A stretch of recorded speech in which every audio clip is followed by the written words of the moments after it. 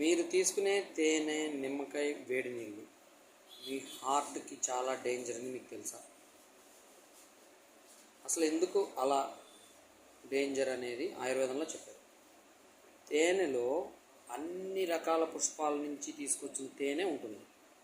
అందులో విష పుష్పాల నుంచి తీసుకొచ్చిన తేనె కూడా ఖచ్చితంగా ఉంటుంది.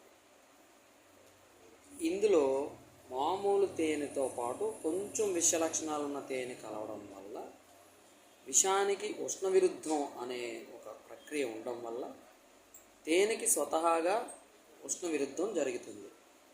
అందుకే వేసవకాలం తేనె తినకూడదని ఆయుర్వేదంలో చెప్పారు. అంటే బయట ఉండే ఉష్ణోగ్రత వల్ల వేడెక్కే తేనె ఆ కొంచెం ఉష్ణోగ్రత వల్ల కూడా అది విరుద్ధం అయిపోతుంది. అండ్ తేనె స్వతహాగా వేడి చేస్తుంది. బయట వేడి లోపల వేడి మనిషిని దహించి వేస్తుంది. కాబట్టి తేనె వేసవకాలం మ్యాక్సిమం నిషిద్ధం. కాబట్టి తేనె వేడి నీళ్ళతో కలిపి తీసుకోకూడదు. మరి నిమ్మకాయ ఎందుకు కలిపి తీసుకోకూడదు? ఎప్పుడైనా పాలు పెరుగు కలిపి తీసుకుంటామా? తీసుకోం కదా, విరిగిపోతాయి కదా. అలాగే దీనికి కూడా వీరి విరుద్ధం సంయోగ విరుద్ధం అంటారు. అంటే తేనెకి నిమ్మకాయకి ఒక విరుద్ధం అనేది ఏర్పడింది. అది స్వతహాగా బై నేచర్ అవి రెండు విరుద్ధం కాబట్టి కలపకూడదు.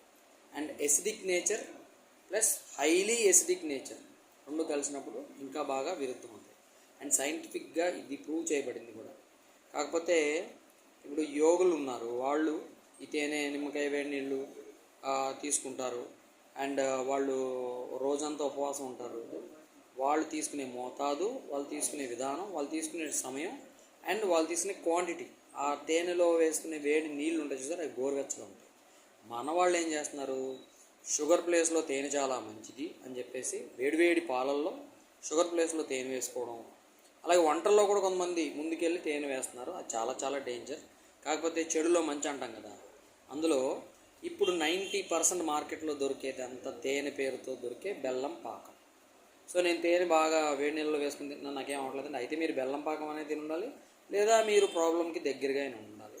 సో జాగ్రత్తగా గమనించండి, ఈ విషయాలు తెలుసుకొని ఫాలో అవ్వండి. తేనె ఎప్పుడైనా వాడాలంటే చక్కగా చన్నీళ్ళతో తీసుకుని వాడితే మంచిది. అది వేసవకాలం తక్కువ క్వాంటిటీ వాడాలి. ఇది అందరికీ మేలు జరగాలనే ఉద్దేశంలో చెప్తున్నాను. దీనికి సైంటిఫిక్ రీసెర్చ్ కూడా ఉంది. కావాలంటే మీరు ఆయుర్వేదిక్ జర్నల్స్ ఏవైనా చూసి తెలుసుకోండి. ఆయుర్వేదిక్ జర్నల్స్ అయితేనే దీనికి కరెక్ట్ రీసెర్చ్ దొరుకుతుంది. అందరూ సర్వే జనా సుఖినో భవంతు.